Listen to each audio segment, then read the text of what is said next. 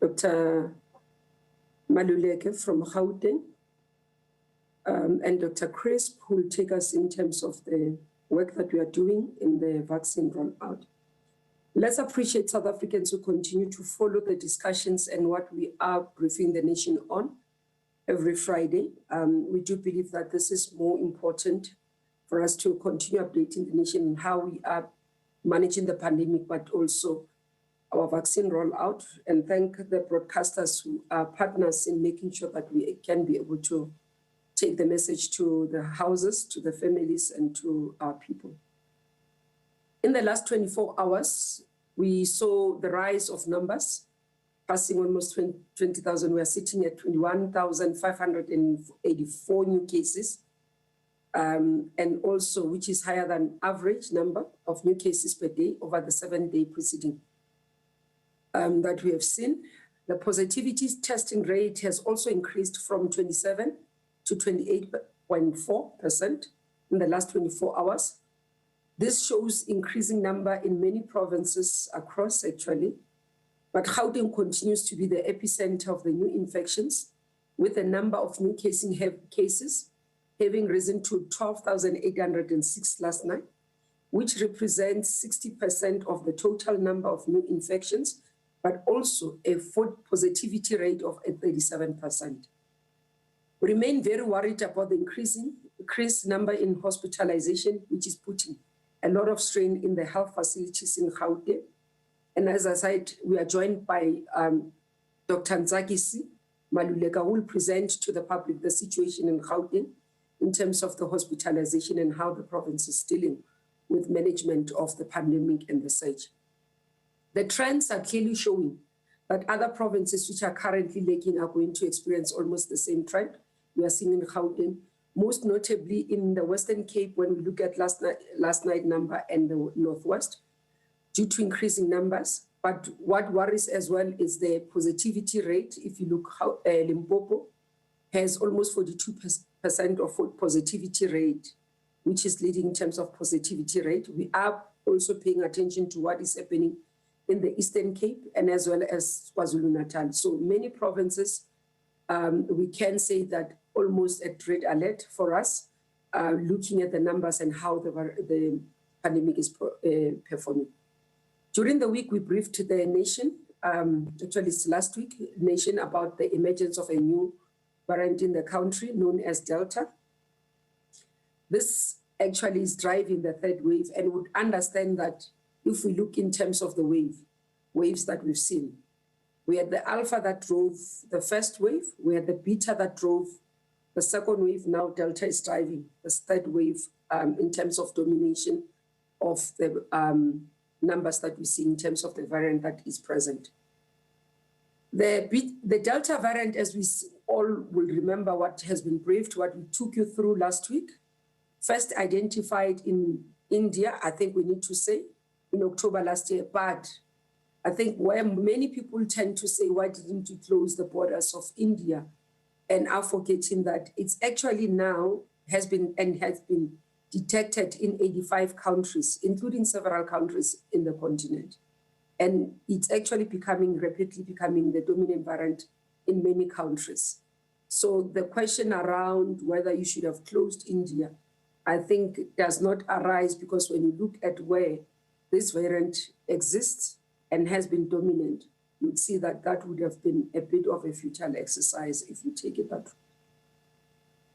The team of scientists led by Professor Tulio Oliveira provided details about this new variant, and this highlighted that there's now good evidence that Delta is more transmissible than previously circulating viruses and other variants of concern, and that the Delta variant is quickly becoming the dominant variant in the country. You'd remember when we spoke, there was still data that was pending in relation to Gauteng. We can confirm that data has shown that Delta variant is also dominating in Gauteng. However, it is important to just remind the public that Beta variant is still prevalent as well and still spreading. So you do see some of the provinces, when you look at the numbers and you look at the trends, you still see them having Beta variant as dominant. Another important characteristic characteristics of the Delta variant is that the fact that whereas with those who were previously infected by Beta variant, or during the Beta, as Beta was dominating in the second wave, were immune from reinfection by both the Alpha and Beta variant. It is not the case with the Delta variant now. This means that those who have had COVID-19 are also at risk of reinfection by the Delta variant. So it's important for all of us to understand, because this work continues to happen by our scientists as they make us understand what is driving the numbers and where we are in terms of management of the pandemic during the third wave.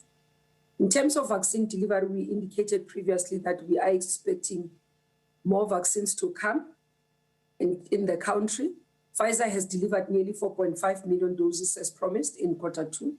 They committed just over 15.5 million doses in Q3, of which we are expecting nearly 2.1 doses in July.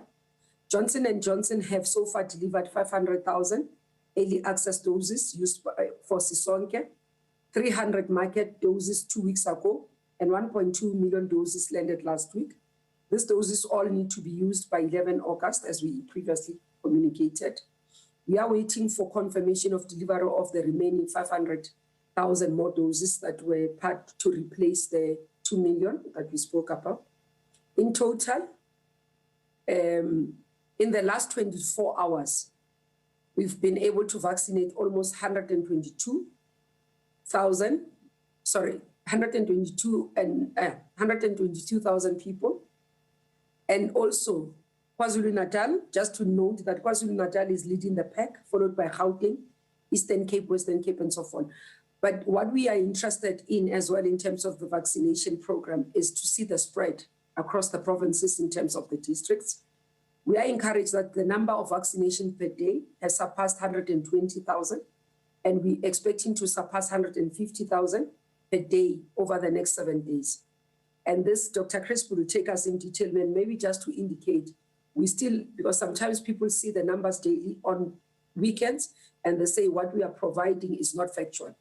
We currently do not have many of our vaccine sites working over the weekends, and that's why this number represents what we do daily during the week. The vaccination of educators is progressing very well. We have so far vaccinated just over 300,000 educators. And yesterday we opened for persons which are aged 50 and above to start registering in the system. And this group will start vaccinating. As of yesterday afternoon, we had almost around 266,000 people who had registered just within less than 24 hours. And we need to indicate that we have surpassed our 3 million mark in terms of vaccination in the country. And we continue to see and push in terms of what we have promised in ramping up the vaccination process. We're also seeing parallel vaccination in terms of making sure that the frontline sectors are vaccinated. And Dr. Crispo will go into detail in terms of our vaccine program and where we are in terms of ensuring that we continue to do the work that we're expected to do in reaching and assisting the country to reach its immunity. Today, we'll also hear from Professor Glenda Gray, who is the CEO of South African Medical Research Council. Professor Gray will present to the public the findings on J&J vaccines. We are also joined by Professor Penny Moore, who is the South African Research Chair on Virus Host Dynamics and Reader, and also a member, an associate professor at the NICD and at the University of Wits. Professor Moore will speak about the question of what do laboratory studies tell us about vaccine in use in South Africa, so that all of us can be actually more informed about the vaccines that are there. We note that there's quite a lot of interest around the vaccines that we have and what we are using currently and its efficacy based on the work that we've been communicating. I think as I conclude, and DM will do the wrapping up towards the end, but we've got both Dr. Anban and Dr. Buthelezi, who's our DG, who will assist us in responding to the question, because we'll also just highlight how we're dealing with the surge in the country, not only in Gauteng. But I think as I conclude, just to thank the healthcare workers and the doctors, the nurses, everybody else within the healthcare system for continuing to be in the forefront and helping us fight this pandemic. We do note and recognize that it has been tough, 3 waves that you have seen, help the country to battle with. We do note and recognize that this is straining mentally, both mentally and physically. And we want to take this opportunity to appreciate you, to thank you for your work. And I hope South Africans, those who know any healthcare worker, will take a moment to send a message of support, to send a message of appreciation to all our healthcare workers as part of giving hope to the nation, but also encouraging them to continue the fight, because we do need them as frontline to help us fight this pandemic. Let me also appreciate South Africans who have heeded the call in terms of the regulations that have been imposed. Difficult as it is, you have also responded in supporting us and ensuring that we do not violate the regulations, and appeal to those also who are still thinking about violating the regulations to say the numbers continue to increase. We urge you to support us, we urge you to work with us, and we urge you to join the fight against COVID-19 and fighting the 3rd wave as it surges on. Thank you very much, Tlingi. Thank you, Minister. I think now we'll just hand over to our panelists to give the presentations. Okay, I'm just going to share my screen. Can you? Is it sharing? Yes, it is, Professor Gray. Thank you. Thank you. Honourable Acting Minister of Health, Deputy Minister of Health, DG, DDG, and all colleagues, all protocol observed. Thank you very much for allowing us to present some of the updates on the A26 COVID-19 vaccine, or also known as the J&J vaccine. Just to give you, sorry, my screen is not moving. Sorry, I don't know why that's happening. I'm just going to have to go stop sharing. There we are. Can you see now? Sorry, it's moving. Have you been able to see? Yes, we can see it. Yes. Thank you. So just to let you know that the Sasonki study completed on the 17th of May. We were able to get to 95 sites, and we also were able to touch rural and urban sites, and as well as using mobile units. We managed to vaccinate almost 480,000 healthcare workers, and this pictures on your right to show you the queues and the demand of healthcare workers to receive the single shot J&J. Just to go a little bit into some background, people are always asking, are our vaccines effective against the variants? So I'm going to start off with just the data that we have against the beta variant. The beta variant was the variant that was circulating in our country at the time where a lot of these studies were done. And you can see the Janssen that evaluated the single shot J&J. We were able to demonstrate that the vaccine was 64% effective in South Africa, and where 95% of the cases were from the beta variant.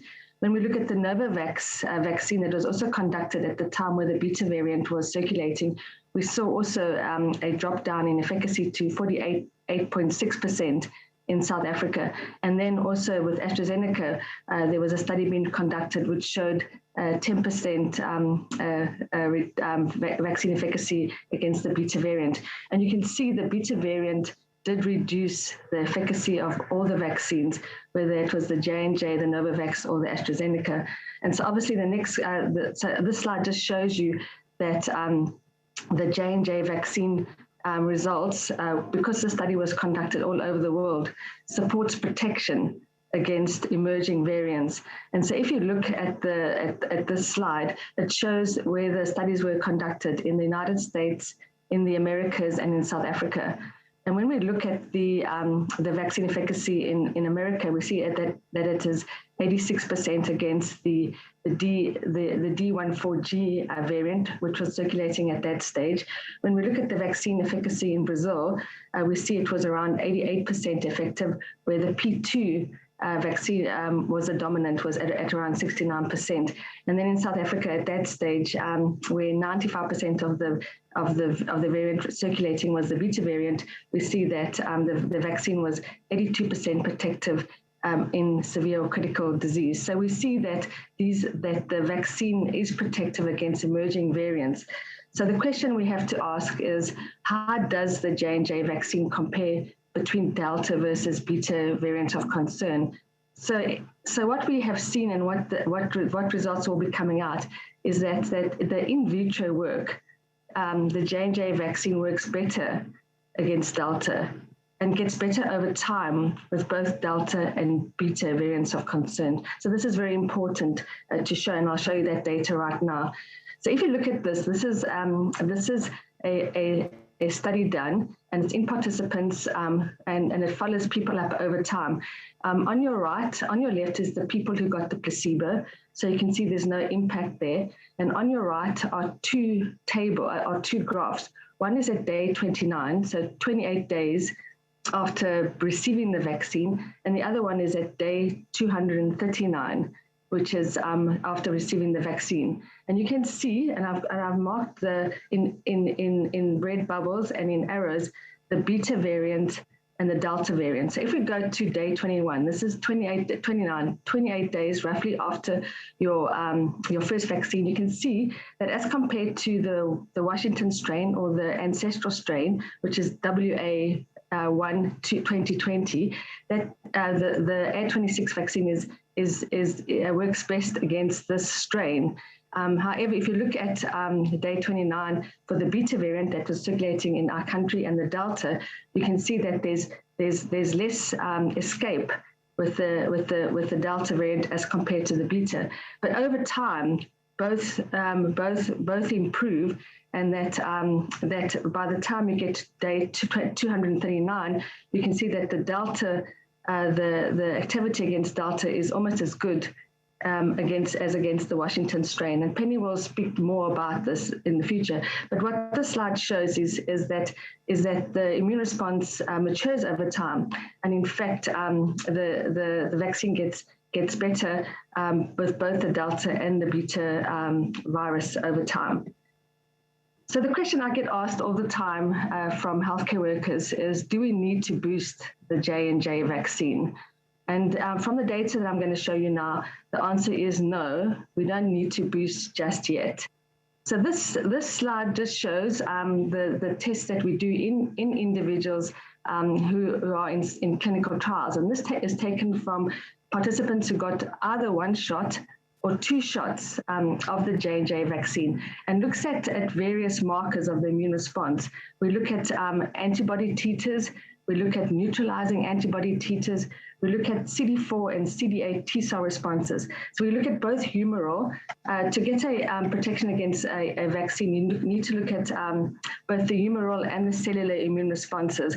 And we want to see good responses in both domains of the immune system. And so you can see in these participants, so the three arrows in the red show a participant that got SARS-CoV-2, a breakthrough infection, and others that got an mRNA boost. And you can see that over time, that the immune response is maintained and is durable in all domains of the immune response, both humoral and cellular. If we take out the people that got infected, and if we take out the people that got an mRNA boost, you can see that the single shot J&J vaccine is comparable to the two doses. So this single shot works just as well over time as the two doses. So right up to around 8 months, we can say that we have durable immune responses as measured in people who we're following up over time. Also, what's important is not only just the immune response that I've showed you, but does this vaccine work against Delta and Beta at 8 months after following up these participants? And yeah, you can see quite unequivocally is that the single shot J&J vaccine works against the Beta and the Delta variant of concern at 8 months. And so you can see that if you compare it to the Washington strain, the ancestral strain, the WA1 2020, you can see that the Delta, which is the B16172, works just as well as compared to the ancestral strain, and has improved over time in the Beta variant of concern. So this is just to reassure the public that we don't need to boost the Johnson & Johnson vaccine just yet, but we do need to keep following up participants to see when the durability of the immune response wanes. So in conclusion, I want to say that the Ad26 J&J vaccine works well in South Africa with the difficult beta variant that we had. All the immune responses that we see, all the data that we see indicate good, immediate, and sustained immune response against Delta. And we see surprising durability in the immune response for the single dose J&J right up to 8 months. And I want to just re-emphasize as well that the global real-world effectiveness study shows similar vaccine efficacy as the phase 3 randomized control studies. And the same is expected for Sisonke. We do expect to see real-world effectiveness of the study. So I just want to thank everybody for allowing me to show the data, and I'm very happy to take questions. I'm going to ask Penny Moore to now explain the kind of experiments we do to evaluate the immune response and the activity against the variants of concern.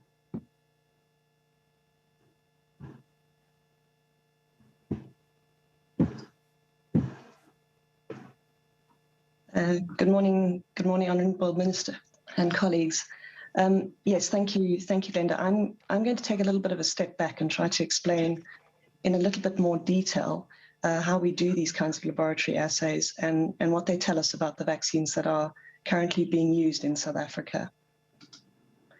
But I'm going to start by reminding you, as you've already heard several times this morning, that although our initial epidemic, the second wave, was driven by beta, which is, as Professor Gray mentioned, an extremely neutralization resistant, very difficult variant. In recent weeks, it has been replaced by the Delta variant, and that's shown here on this graph. So essentially, each of these epi weeks shown down here at the bottom is as we proceed in time through this year. Blue here is the beta variant. This is the variant that drove our second wave, and that proved to be so very difficult in terms of being sensitive to the vaccines that we had. But if you look at the increase in the green curve, this is the Delta variant. This is the variant that has now replaced, in many cases, the beta variant, and this is a similar version of the data that you heard in the previous press briefing from Professor D'Oliveira. So essentially, I think the point that we need to remember here is that although there are, as you can see in this graph, other colors here, in a large measure, our epidemic now in South Africa is driven by the Delta variant. So it's really crucial that we understand how that variant reacts to the vaccines that we have in South Africa. So I thought that what I would do is to show you a little bit about how we actually do these assays so that you can understand the results that Professor Gray has presented in a little bit more detail, and then expand that to some of the other studies that are being done. To do the kinds of experiments in the lab that Professor Gray presented, essentially what we do is we take a group of people, shown here in green, who receive the vaccine. What we do is we take some blood before they receive the vaccine so that we understand what their immune response looked like before they became vaccinated. Then they receive the vaccine, and that's this little injection that you can see here. And then at about 28 days, and it depends entirely on the type of vaccine, at about 28 days in the case of the Johnson & Johnson vaccine, we take some more blood. And what we do is we take the blood from these individuals and we ask a very simple question. We ask, how well do the antibodies that were triggered by that vaccine kill the virus? These experiments can be done in the laboratory, and they've proven to be extremely useful in understanding how well vaccines are able to deal with the various variants. We did a lot of this work looking particularly at the beta variant because of our concerns. That was the second wave variant, because of our concerns that the vaccines may not work so well. And many people across the world are now doing those same experiments to understand how well these same vaccines will deal with the Delta variant that we now have in South Africa. The reason we spend a lot of time, and you heard Professor Gray speaking a lot about neutralizing antibodies, and the reason we spend a lot of time trying to understand neutralizing antibodies is because there's increasing data from many, many groups across the world that suggests that the amount of neutralizing antibody that's present in your blood predicts how well your vaccines will protect. And that's shown here in one of several, and I'm going to show you two of these, but one of several studies that are emerging that suggest that the levels matter. So down here at the bottom is the level of neutralizing antibody, and on the vertical axis here is protective efficacy. So the higher you are here, up in the top right, the more antibody you had and the better your vaccines worked. As you move down the curve, you can see that, that down here, this side, there's less antibody, and that correlates with less protective efficacy. So it looks like a very complicated graph, but the bottom line of all of this is that if you look at all the vaccines that have been tested across the world in many, many clinical trials, in many, many people, the better the antibody responses, the better the protection. And that's why we spend so much time trying to understand antibodies in the lab. This is a similar plot, and again, you can see that the diagonal moves down here from the bottom left up to the top right. And simply put, again, this is another study by another group of people looking at all the vaccine trials that have been conducted across the world, and again suggests that the better the antibodies, the better the vaccine. So that gives you some context for why Professor Gray spends so much time explaining in her presentation why the antibodies that are triggered by the Johnson & Johnson vaccine are able to recognize Delta. That is good evidence that we will be protected using the Johnson & Johnson vaccine against the Delta variant.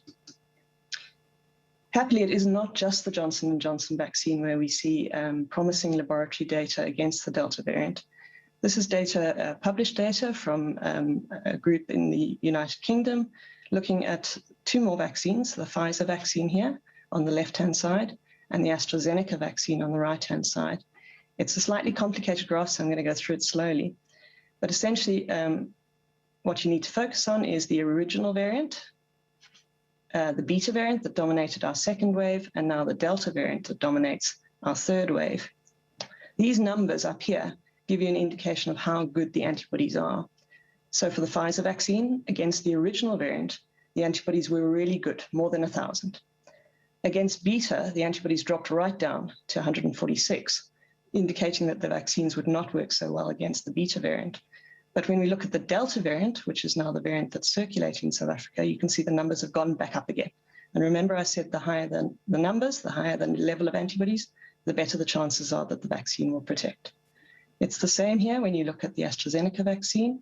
Against the original variant in orange, the number of antibodies was 306. When we tested those vaccine sera against beta, remember the second wave variant, you can see that number dropped right down to 34, and this is our concern. But when we look at the Delta variant, again, that number's gone up. So the bottom line of all these slightly complicated and intimidating laboratory assays is that when we measure neutralizing antibodies in the laboratory, they correlate well with vaccine efficacy. So lab studies provide another measurement of how well vaccines will work. They're not entirely predictive. They're another measurement, and they complement clinical studies. And those two things need to come together well, and they have done in many cases. So the punchline of all of this work conducted in many, many labs across the world is that the existing laboratory data suggests that vaccines that we are using in South Africa will work better against Delta than they would have done against beta. And there I'll stop. Thank you.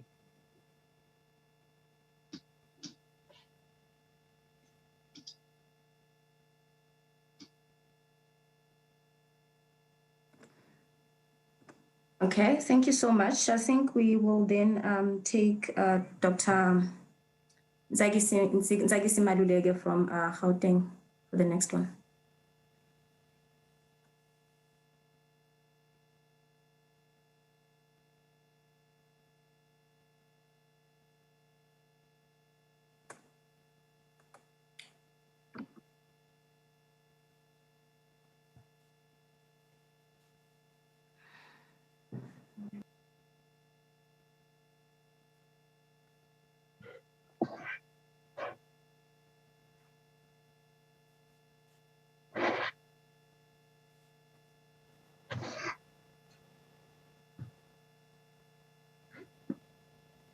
Thank you. Good morning, Honourable Minister, Deputy Minister, DG, colleagues and members of the press.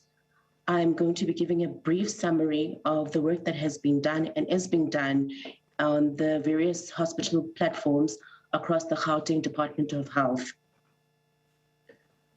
As mentioned by the Minister in her introductory remarks, We have been responding to the increased number of hospitalizations that we've been experiencing in the province following the increase of active cases in this current wave.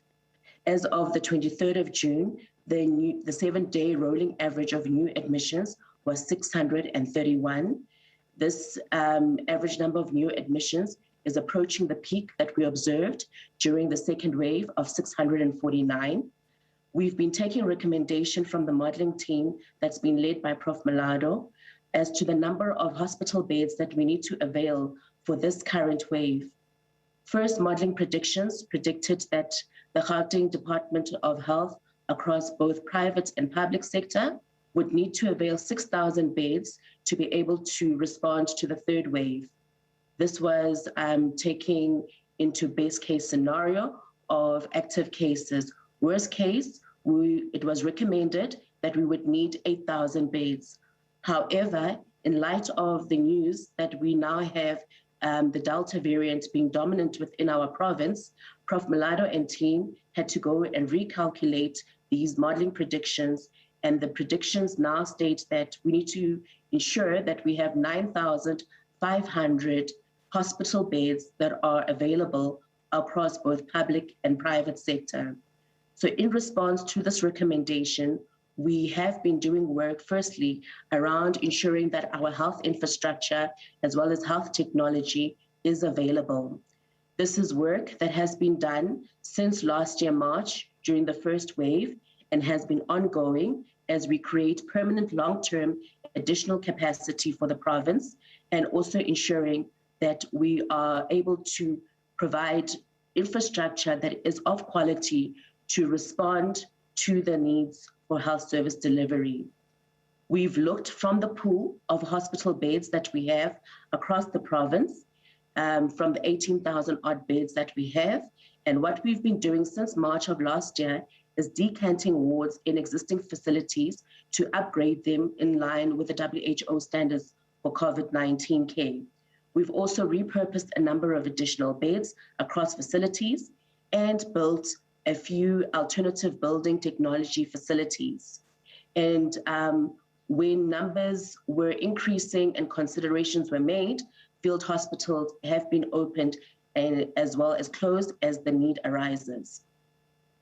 So where are we in terms of the number of hospital beds currently? For Gauteng in the public sector, we have now repurposed 4,050 beds, and this also includes ABT beds.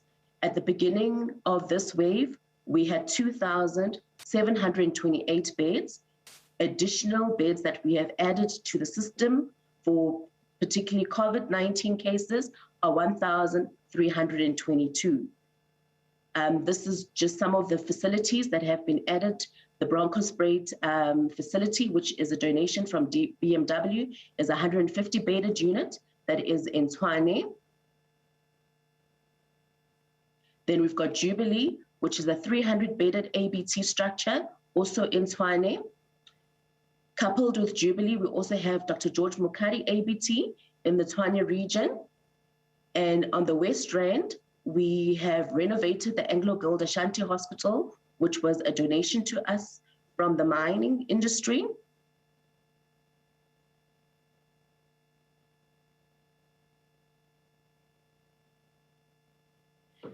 And then we've also got Chris Hanibara ABT, which is a 400-bedded unit. The approach that we've been taking in increasing bed numbers for this current wave is a risk-adjusted approach. What that means is that as we see the need for hospital beds increases, we've been responding accordingly. One will note that there are still non-COVID services that still continue during this time. So as I've mentioned, we've increased those 1,322 beds for this wave to total 4,050 beds. We also have daily engagements with our facilities to ensure oxygen security, PPE security, and respond to any troubleshooting issues that we may have on the ground. Currently, we are ensuring that health personnel is being recruited to be able to man the beds in the ABT structures that I've just shown. And additionally, we have decommissioned some of our services to be able to repurpose and open up additional beds during this high pressure time. The bed distribution across the province for dedicated COVID beds is as illustrated on the slide, where city of Johannesburg and Tshwane have majority of the beds, and then followed by Ekurhuleni with 950 baseline beds, and then the West Rand and Sedibeng. We have been working closely with the private sector to ensure that we are responding to the third wave. And for this current wave, the private sector has availed 5,635 beds, of which 3,866 are general ward beds and 1,749 are high care or ICU beds. Part of response has also been ensuring that we use health information and data to be able to respond and know where our challenges are so that we can increase resources in areas of challenge.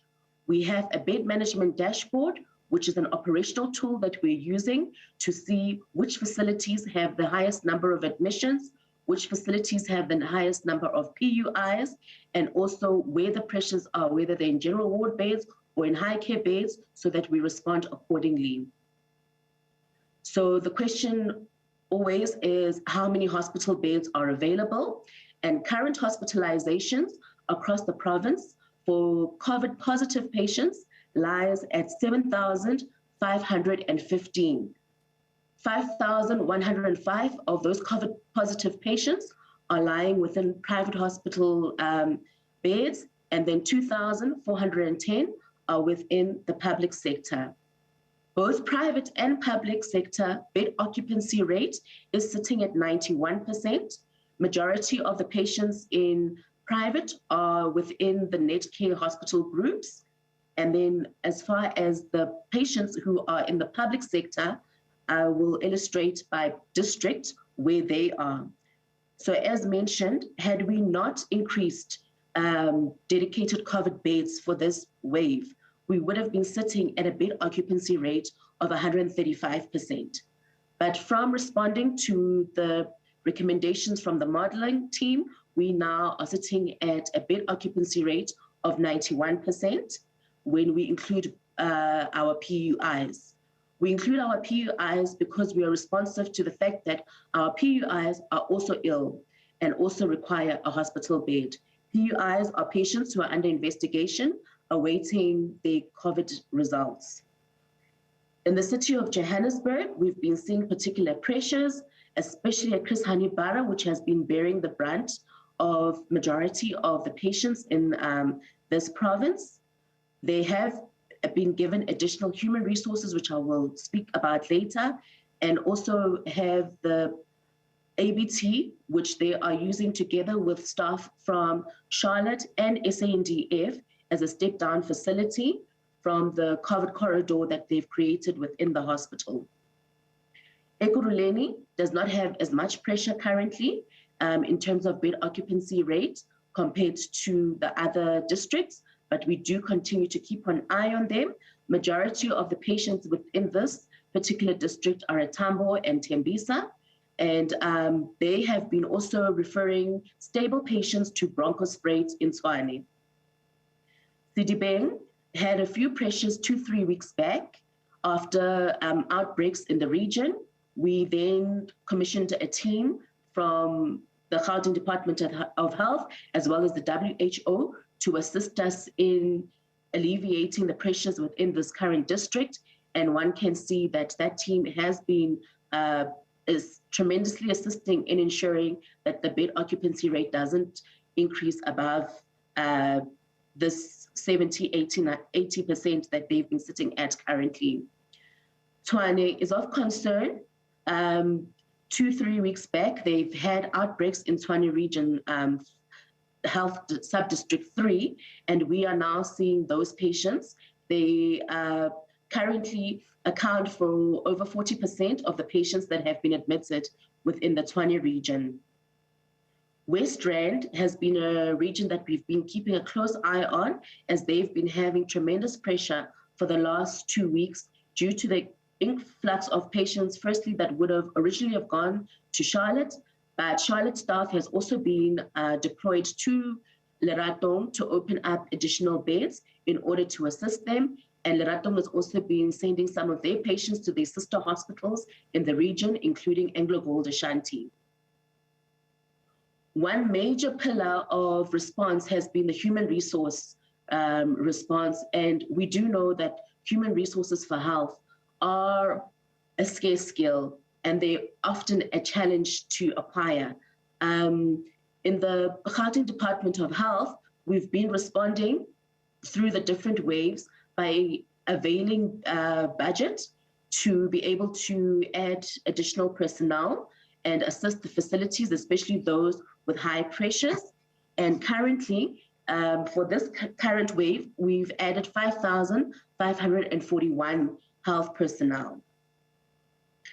The personnel has been is being recruited to be able to man additional beds in the ABTs. And of last week, we were given additional budget to be able to assist facilities that had lost some of their COVID posts to be able to respond to this current wave. So in the coming few days, they'll also be recruiting additional personnel to assist in the fight against COVID. In order to man the COVID beds, as I've said, money had to be repurposed specifically to open up additional beds. The beds that have been opened to date from this additional funding from the last 10 days are 86 at Bara, 25 at Jubilee, 10 at AngloGold Ashanti, and 62 beds at the Dr. George Bukhari ABT. Bronchospruit is still continuing to recruit, and early next week, they'll be able to add more beds from the money that has been availed to them. Part of response is also ensuring that we have oxygen security as well as available PPE. We are having daily engagements with AFROX, with all the facilities in order to troubleshoot any oxygen security challenges. Of note right now is that AFROX has decommissioned some of the industrial oxygen for use within the medical sector. They also have personnel on standby for us to be able to assist with any challenges that the facilities have. And they have an early warning system for the bulk oxygen tanks, which they keep an eye on. And the minute that those levels drop to around 50%, they're already on standby to deliver additional oxygen, so we do not run out of oxygen in any of our facilities. We have had an increased need for portable oxygen cylinders, and they've also responded to this particular need by increasing oxygen cylinders that are portable. PPE is being monitored centrally. The acting CFO and her team are ensuring that PPE is not only available, but that it is also of quality. And during any challenges in our daily engagements with the facilities, they also mention whatever issues they have, and then we are able to respond accordingly. We have a list of PPE that is essential and PPE that is non-essential, and we are ensuring that the essential PPE is available in order to reduce healthcare worker infections. The other part of response is the emergency medical services. We have been experiencing increased interfacility transfers, increased calls for ambulances, as well as increased mission times, especially in our districts with increased COVID cases. And so additional resources are also being given to the emergency medical services to be able to respond to the current service delivery needs arising from COVID. And in conclusion, we would just like to urge the public to heed the call to stay at home. Prevention is better than cure. We do continue to work hard to ensure that there are adequate services in terms of hospitalization to respond to this current wave. But please, please stay at home, wear your masks, wash your hands. Thank you. Okay, thank you so much, Dr. Maluleke, for that presentation. We'll just move on to Dr. Crisp, and so that we can take questions right after him. We expected to wrap up this media briefing at exactly 9 o'clock. We have another briefing coming through. Thank you so much, Dr. Crisp. Okay, thanks very much. I'm also going to, good morning, everybody. I'm just going to have put my slide up as well, and I'll talk around it.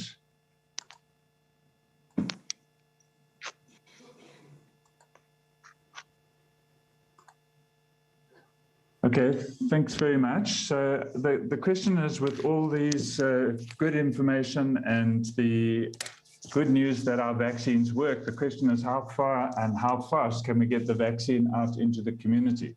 So this first slide shows that we have in the past 24 hours been able to vaccinate 122,701 people. Those are the records that are on the electronic vaccine data system. There have been some records that have been captured on paper and will need to be back captured. So over time, these figures will change, but they all change up and not down when we are able to upload some of those that data. You can see in the graph on the left-hand side, the vaccines administered by province in the last 24 hours. And you can see on the right-hand side, the gray and the gold-colored bars, where those vaccinations are taking place in the public and the private sector. And this more or less reflects the percentage of people in those provinces that are either insured and on medical aids or not insured. So we are monitoring to see that we are reaching the population we want to reach and that there's equity in the way in which the program is rolling out. I'll come back to some details about that slide in a moment, but I want to show you the other slides. This is the cumulative number of vaccinations that's been administered. You should be familiar with these slides now because they're in the public domain and on the public dashboard. It shows that we have vaccinated just over 1.1 million people so far. You can see on the left-hand side, the small graph down here shows what was happened during the Sisonke trial. And then as we switched over on the 17th of May, you see the uptake now of the vaccinations administered week by week in the period since the 17th of May, where we now have 2.67 million people who have been vaccinated with Pfizer vaccine. In the last few days, there have been just over 300,000 Johnson & Johnson vaccines administered to workers in the education sector, which will in future slides be shown separately so that people can see which is going where. We also have started with second dose Pfizer vaccines on Monday this week, and they will closely track these initial vaccination trends from the first week. And in going into the future, we will also reflect first and second dose Pfizer vaccines so that we can see how many new people are getting some vaccine into their bodies. You can see the cumulative total now since the end of the Sisonke trial in the graphs on the right-hand side. And the Sisonke portions are shown in gray, and the green portions are shown showing what has happened in the national rollout. So you can see, obviously, the province that's got the most population, target population is Gauteng, and they have got the largest number of total vaccinations, KwaZulu-Natal being the second biggest province. So these more or less represent the proportions of the provinces, but we're very pleased to see how well Limpopo has been doing. Although they've got a smaller population, they've managed to vaccinate a large number of the target population. So in order to be vaccinated, we need to record the person and keep the record. This is a clinical record that is kept in case of need later to investigate a particular case or to follow up. So everybody gets registered. And you'll see this number of registrations has been coming down steadily for the 60-plus population from close to 100,000 a day to only 26,000. Small number of these are still healthcare workers trickling in for registrations, and the same for vaccinations, but they're really very small numbers. From yesterday, we opened vaccination registration for the 50-pluses, as the Minister said, and by midnight last night, 354,504 people had registered. More or less half of those are insured and half uninsured. And 7,361 people in that group actually came for vaccination and got vaccinated yesterday, even though we had not officially opened the vaccination for people of that age group. So looking at the cumulative registrations, now this is how we monitor whether we are creating sufficient demand. Now that we're not in a vaccine-constrained environment for now, as the Minister said, we have received vaccinations in the recent past. So we are now, for the next 5 weeks at least, have plenty of vaccine to roll out all the programs that we can. And you can see here how the cumulative registrations had started to dwindle. This will now pick up and we will reflect the changes with the coming on of the younger age group. So these are self-registrations plus the assisted registrations when people come to the vaccination sites and are assisted to register on site. So there have been a number of questions which I'll address separately. The first one is, how do we scale this up?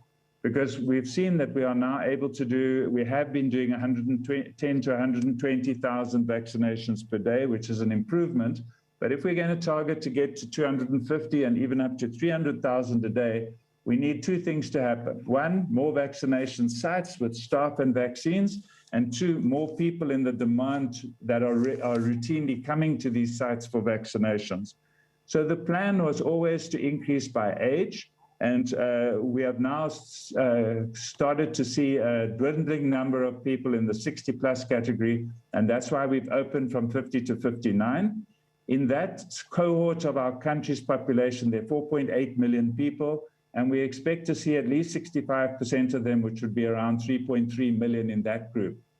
We are already planning for the uptake of the next age cohort, which is the 40 to 49s. That cohort has 7 million people in it. And as we take on each of these groups, we just make sure that we are generating demand.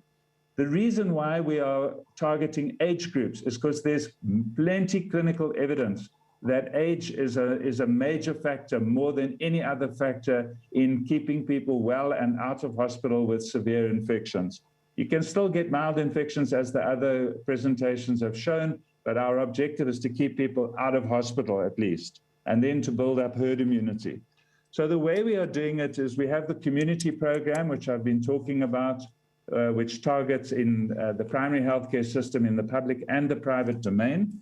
But we have industry programs that are running in large businesses like the mines, the taxi industry, and so forth, where the workplace health services are responsible for those vaccinations, and they don't take resources out of the community program. We also have the essential services sector in the public sector, which everyone's familiar with by now. Started with the healthcare workers, and will continue always with healthcare workers, but not at the tempo that we did during the Sisonke trial. There's the basic education sector has been the next one. And I think everybody by now is familiar, and we are targeting just under 500,000 people in that sector and have already completed over 300,000 vaccinations in that group in the past week.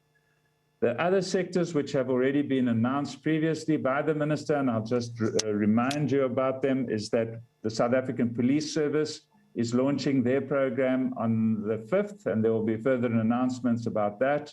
And then they will be closely followed by the Department of Defense with the SANDF also starting to roll out programs. Both of those programs use their own resources and will not detract from the community programs. All of those programs will be using the Johnson & Johnson vaccine because, as you have heard from the Minister in the introductory comments, these are short expiry date vaccines that expire on the 11th of August. So we want to use them as fast as we possibly can with these big controlled groups. So the way in which we want to expand these, the capacity in these is to increase the number of sites. And in some sites, it's possible to increase the capacity of the site. So at the moment, we have over 600 live primary sites. That's the point where the pharmacy license is. And from there are a number of up to 5 satellite sites on each primary site. And they move around a bit depending on the province and depending on the demand that is created around them. And it varies quite a lot from one part of the country to the other. But there are at least 600 primary sites, and we will be increasing them steadily now, both in the public and the private sector. The way in which that's done is not arbitrary. We have a working group that is looking at where the population of various districts are falling behind in coverage, and then they're deliberately targeting that either a private or a public or both news sites get brought into action in those sites where we are not getting to enough people.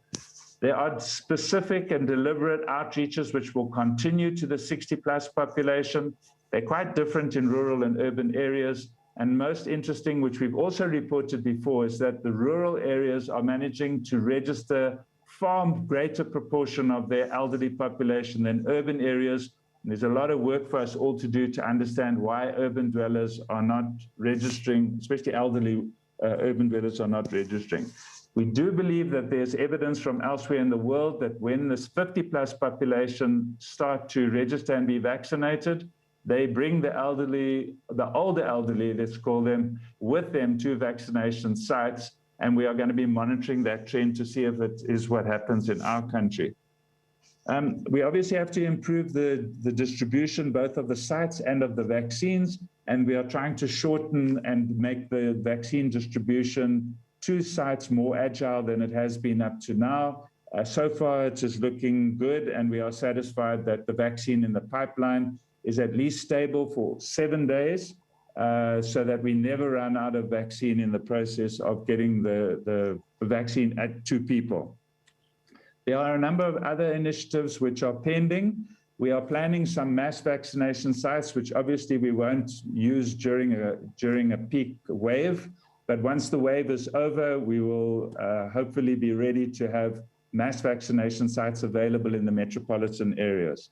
There are some pilot projects going on to see how we can better reach pensioners during pension pay point time, since they're already a captive population. And if that pilot program works, then every pension payday we will roll out to other pension sites. So I just wanted to touch on one or two more things. And that, the first one is, we are asked constantly about walk-ins.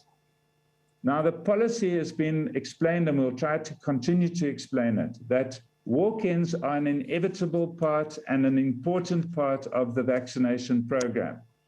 The point about them is not whether they should or shouldn't be allowed. The point about it is how we control and manage walk-ins. So each province, and in the districts of the different provinces, the administrations have got very specific ways that they manage walk-ins. And the idea is to have both an active walk-in and a passive walk-in management program, so that we don't get overcrowding at vaccination sites, but at the same time, we don't end up with empty vaccination sites, as we've seen now in the recent week. And we're not quite sure why that has happened, but possibly because people are afraid of crowding at vaccination sites. We're busy with some research to understand if there are other dynamics that we need to be aware of, so that we can get more people to vaccination sites. Obviously, the objective is to make sure that we don't waste a single dose, and that we are able to get sufficient people, whether by appointment or whether by walk-in, and a combination of the two, to make sure that all the capacity of all sites are used and that no doses are wasted. We will try to communicate this in greater detail and with more clarity and continue to communicate it so that everybody's comfortable about what we are intending to do. The last point I would like to address is the question of prioritization. There are a lot of questions asked and a lot of groups who feel that they should be prioritized. The point is that everybody needs to be vaccinated, and there are many, many competing demands for prioritization. And so in order to address that, the president has already made an announcement long ago, months ago, about which portions of the population would be essential and should be addressed as the first parts of the vaccination program. And those are the ones we are concentrating on.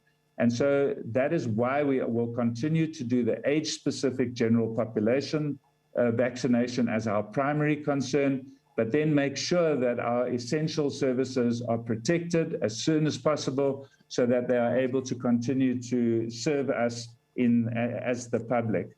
That does not mean that nobody else is important or isn't a priority, but it just means that the vaccination program is not capable of getting to everybody all at the same time. And as those further programs are brought online, we will, in the days ahead, announce what they are going to be and where they are going to be. So thank you very much. I also want to ask you all to remember to wear your mask, keep your distance, and wash your hands. Thank you. Thank you so much, Dr. Crisp. I think we should just move on quickly to the Q&A session. We have about 15 minutes for that.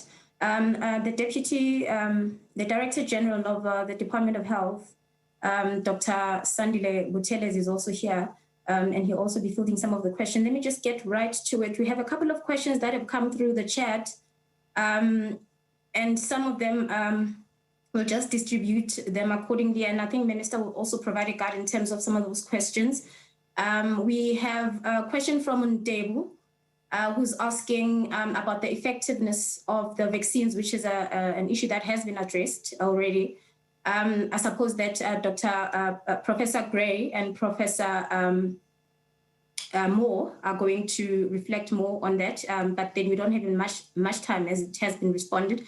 We have a question from Mia Malan from Begisisa. How does the health department plan for the second Pfizer doses? Are some incoming doses kept aside to make sure there are enough vaccines for second doses, or are you just allocating new doses as they arrive? We also have a question from Tsepo Pahane, who's asking with regards to the rising COVID numbers, especially in Gauteng. He's asking whether government is considering reopening field hospitals in light of the rising hospitalizations. I think I'll take that question to Professor Maluleke, Dr. Maluleke. When would these be set up? If not, why not? And at what cost? So that they can relieve the pressures in hospitals. We have Jonisai Maromo, who's from ANA. He's asking the Honorable Minister, in terms of some of the sectors, including media, which have been lobbying to get vaccinated. He says that there hasn't been much said about the vaccination of other frontline workers like petrol attendants and cashiers. So he'd like to know what are the plans. And I think that Dr. Crisp has just outlined it briefly, but then he will take that question.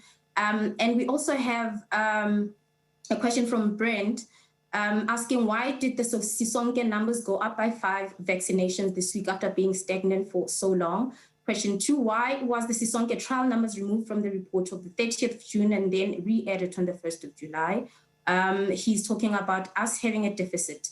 So I think that will just clarify that, Dr. Crisp, and why the health department is not separating the first and second dose when reporting. And I think just a bit of clarity there at Dr. Crisp so that we assist the colleagues in terms of the telling of those figures.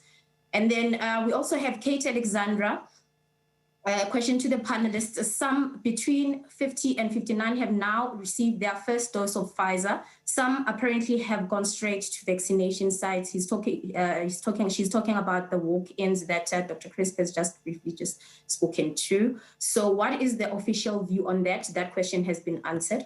The next question from Sue is in regards to the efforts in vaccinating over 60 who are uninsured. And then we also have a question from Binu, which reads, what was the basis of the decision at the onset that the J&J would be a single dose vaccine? And then the next question, do we have commercial labs or laboratory tests to test for neutralizing antibodies after receiving the vaccine? And I think let me just leave it there.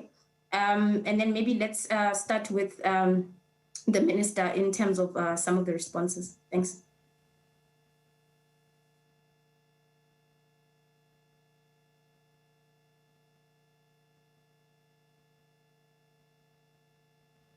Let me request the panelists to come and then we'll come later. Thank you. I thought you directed some of the panelists, maybe Dr. Crisp, starting DG, if there are responses that you'd want to come through, and the colleagues who are in the panel, just to respond, and then I'll close. Minister, thanks. I know there's not a lot of time, so I'll just address one or two of the questions. The question about the second dose, right from the beginning, we planned that the second dose will mirror, maybe not at 100%, but probably 90%, we hope, will mirror what happened in the first weeks, and then we'll pick up so that when we are doing the estimates of the numbers of vaccinations we need to give, that is tracked. And it's the same vaccine. It's not a different vaccine. It's just a second dose of the same vaccine. So we will be reporting. There was also a question about the numbers of reporting. Why don't we report the first and second doses? We will do, and at the moment it's just not shown on the dashboard, but the dashboard will be updated. It just becomes very complicated when we are showing public and private, first and second, etc. And we're trying to get it to reflect in a way that makes sense to the public and is easily visible. The question about the Sisonke numbers, those numbers will change. So what happened is at the close of the Sisonke study, it happened on the night of the 16th of May, and on the morning of the 17th of May, the new program kicked in. There was a process, there were some outstanding doses still available in the Sisonke study which have been used. And there were also some paper records or records captured on paper during the Sisonke study that still need to be captured. And the problem was to have both systems running live concurrently is complicated, and changing the Sisonke data all the time is exactly what you are complaining about or have observed. So what we have decided to do is to wait until we have the final and conclusive tally of all the paper records and the additional vaccinations, and make sure that we then represent them as a batch and report on them as one. So the actual vaccination figure is bigger than what you see in the figures. We also know, for instance, that at least 30,000 records for the education program have been captured on paper. So you will see the figures change from time to time, and there's nothing strange about that. Thank you.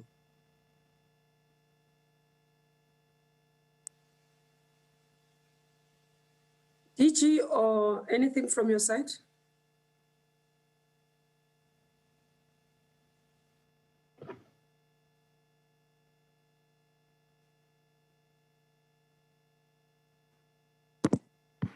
Thank you very much, Minister and the panelists, Deputy Minister, and thank you for all the panelists for their presentations. I think there's quite a few questions, which most of them Nicholas Chris did answer them through his presentation, but I say there is a pertinent question of when are the journalists going to be vaccinated? Yes, there is a program that we're working on with GCIS and also with SANEF to see how soon can we pull all the journalists. They are part of the other number of groups that we're trying to pull together for the vaccination program. So you will be advised soon once that background work has been finalized between GCIS and SANEF. And then there's a question that says, which vaccines will those over 50 receive? That currently, with the current regimen that we're using, we are still using the Pfizer vaccine, and we will announce when we are actually starting to introduce into the community program the J&J vaccine. Then the other questions, I think they are directed mainly to Professor Gray, Professor Penimore, and I'd request that Professor Gray comes in specifically on specific questions around the Sisonke trial. Thank you very much, Minister.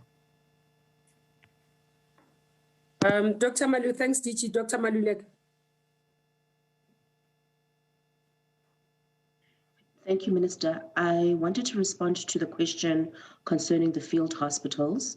The conversation of the field hospitals is a conversation that we've been having, may not be for this current wave, as what we've been doing is strengthening our existing facilities by increasing personnel and also using health technology that was used at Nasrec across different facilities. So we've basically reshifted those beds that were at Nasrec to across the province in response to the question on field hospitals. Thank you.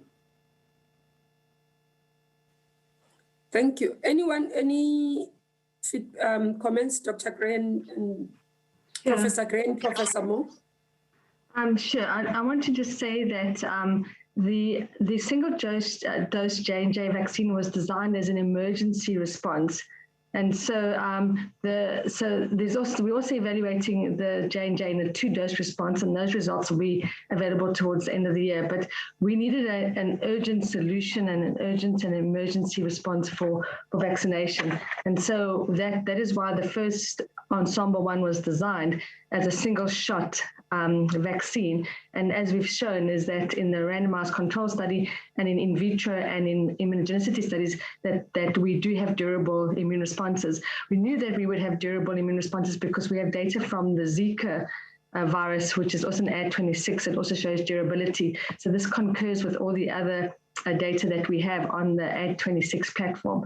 So that was the reason why we went ahead with a single shot as an emergency response to an emergency situation in a pandemic. Penny, do you want to go?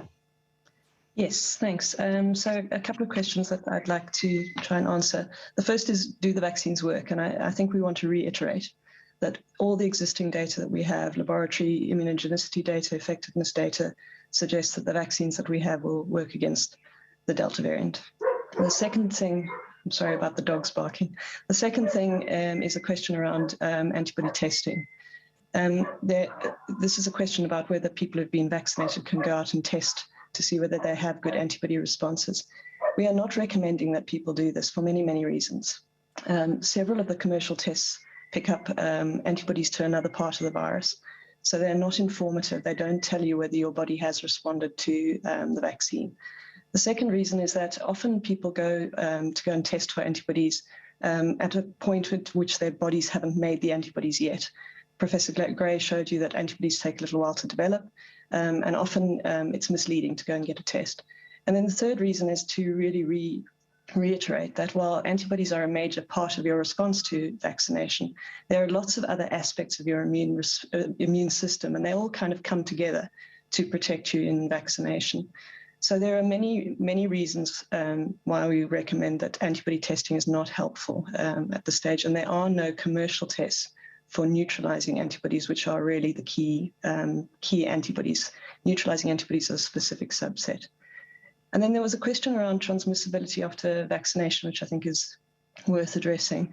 So vaccines work really, really well, but no vaccine against any disease is perfect. And so some people who have been vaccinated may become infected, as you've heard today about breakthrough infections. So we strongly recommend that even people who have been vaccinated continue to wear masks and sanitize and to assume that there is a risk that they may still become infected. And if that's the case, they may still transmit the virus to other people. As I say, no vaccine is perfect. So we strongly suggest you continue to protect the people around you. Thank you.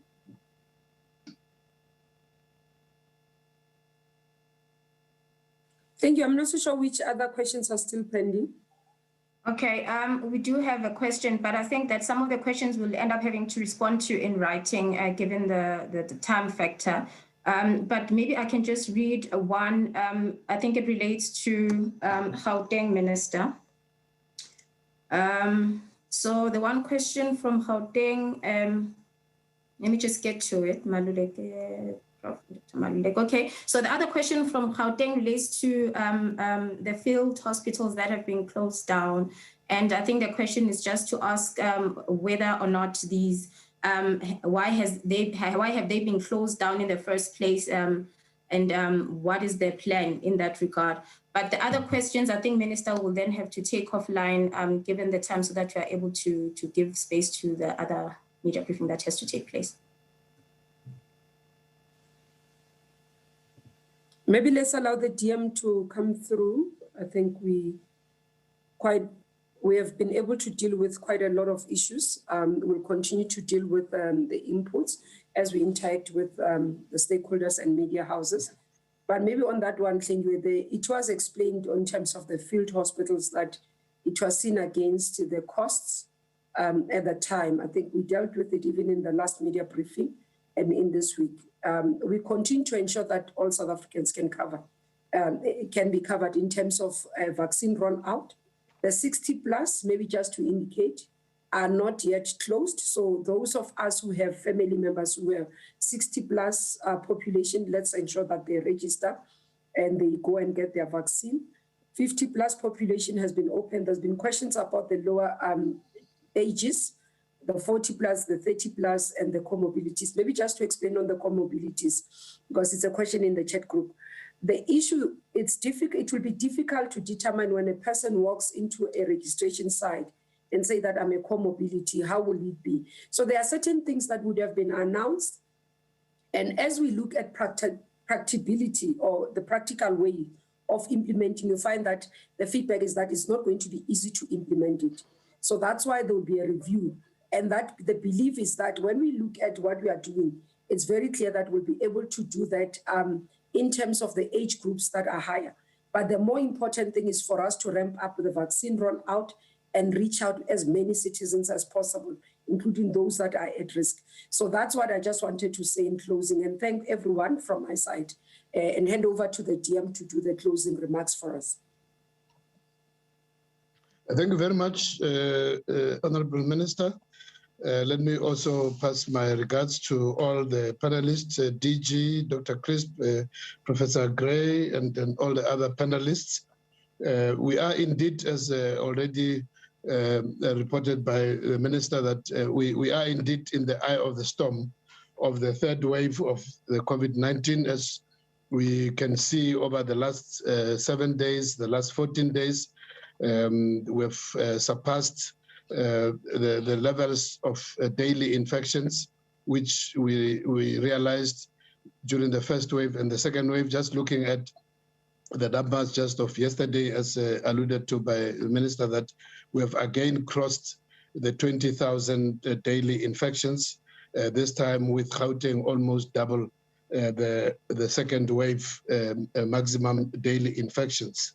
We want to again express our gratitude to our health workers who continue to be our frontline soldiers in saving the lives of thousands of South Africans who are falling sick as a result of this, this avalanche of the third wave. We also want to thank South Africans who have come forward to lend a hand in various ways. Some of them have come out of retirement, some of our health workers. When we visit a number of health facilities, we meet some of the health workers who have come out of retirement to come and assist in providing care in this avalanche of the third wave. But we also want to thank those who have come forward, either as individuals or as organizations, in various ways in terms of donations, such as the gift of the givers. We know that they have come very handy in helping us with boreholes, providing water in a number of health facilities, also helping with the distribution of ventilators. And we urge all other NGOs and private sector and individuals to continue to find a way in which they can assist.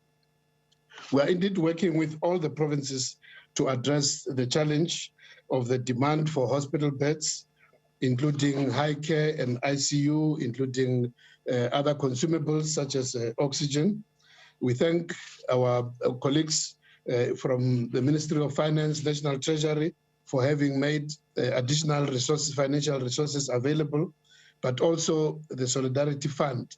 And we thank all those who have contributed to this Solidarity Fund for having made it possible for the Solidarity Fund to make additional resources which have helped to beef up these facilities, upgrading, adding more physical facilities, adding more beds, but also in terms of additional human resources, because as indicated by the report from Gauteng, you can have a number of additional beds, but if you don't have the human resources to make sure that these beds can be activated, this will not be helpful. Currently, we are paying special attention to Gauteng, as everybody can see that the tsunami of the third wave has descended quite severely in the Gauteng province. And as already reported by Dr. Maluleke, we're working with them to make sure that there's additional capacity. The pressure is huge, as you have heard, that we are now at the stage where there's more than 600 new admissions just on COVID per day. We almost surpassed the previous 2 waves. So, but we want to emphasize that while the pressure is now on Gauteng, we're also focusing on all the other 8 provinces, because the trend is very clear that the numbers are rising, and in no time, other provinces will also be experiencing the kind of pressure which Gauteng is experiencing. So we're working with all the other 8 provinces to prepare and make sure that as the numbers increase throughout the country, our facilities will be ready.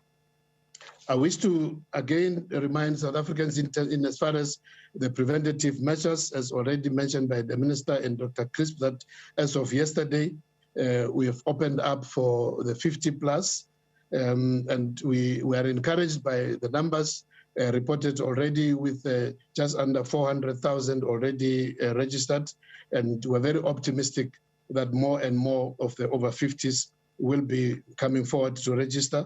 Again, just to emphasize that doesn't mean that the 60 plus and also the remaining health workers, the opportunity still remains for all of those categories to come forward.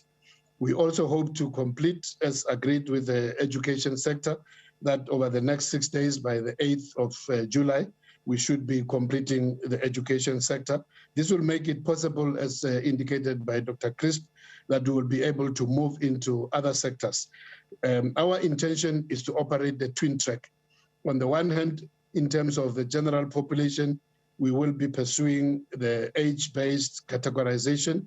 Once we have sufficient numbers on the over 50 plus, we will then move to the 40 plus. But the twin track is that at the same time, we will also be focusing on our frontline workers, not only in the public sector, but also in the private sector. So we will be following this twin track. We want to remind all South Africans that indeed, as reported by both our specialists earlier on, that vaccines definitely do work. So this is when your time comes, whether in terms of the age categorization or in the form of a particular workforce sector, that you should indeed come forward, because this is the only way in the long term that we can protect all South Africans. We want to thank all South Africans who have heeded the call of the President in terms of observing the non-pharmaceutical interventions, making sure that we don't get into crowded areas, especially those which are enclosed.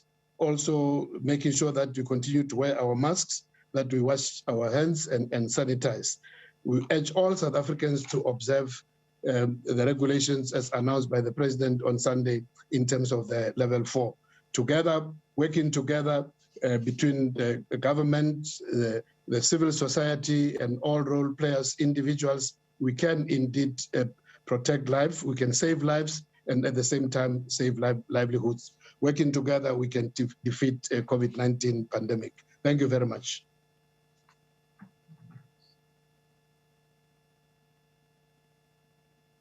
You're muted. Thank you.